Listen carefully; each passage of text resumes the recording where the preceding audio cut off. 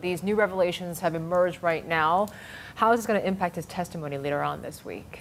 Yeah, it certainly complicates this hearing Thursday, which was already a bit of a complicated issue with the woman who alleges that there was an incident more than 3 decades ago in high school. She's set to testify before the Senate Judiciary Committee. But now with these allegations by a woman in college, Senate Democrats are calling for the hearing to be postponed, and that they should go ahead and investigate, and the FBI should investigate these latest claims. It's hard to see that they try to go ahead with that hearing on Thursday, given all this.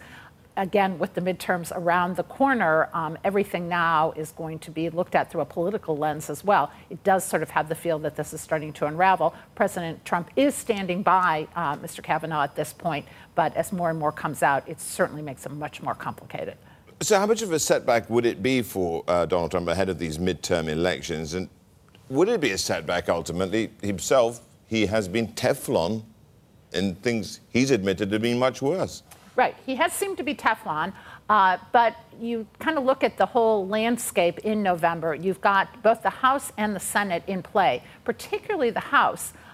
You've got, Democrats running well there. They're doing well in the polls. If you end up with a high turnout, and particularly of women and independent voters, that could really swing things.